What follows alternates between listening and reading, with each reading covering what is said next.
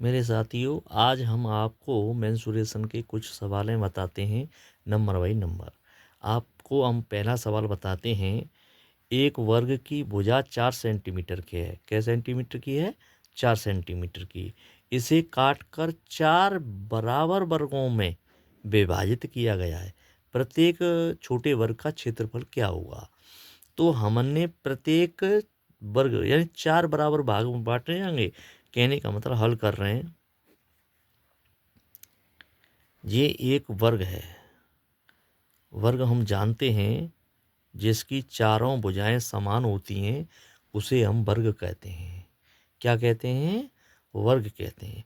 वो क्या कह रहे हैं कि 4 सेंटीमीटर का एक वर्ग है। क्या सेंटीमीटर का वर्ग है?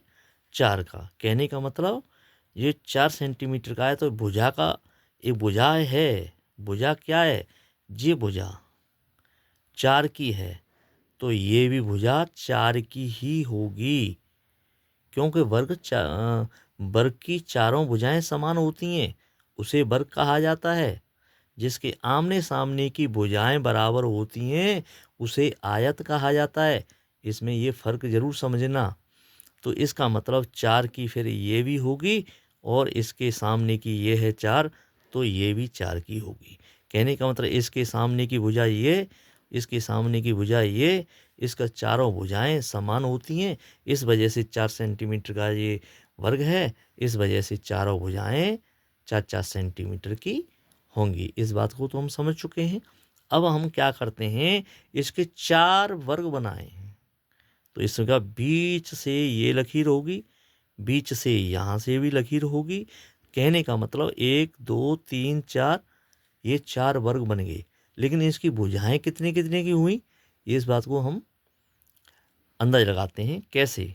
देखिए, ये यहाँ से लेके यहाँ तक, यहाँ से लेके यहाँ तक 4 सेंटीमीटर की है। बीच से ये लकीर इधर को चली गई तो इसका मतलब क्या हुआ कि 2 सेंटीमीटर की भुजा ये हो गई तो 2 सेंटीमीटर की ये हो गई।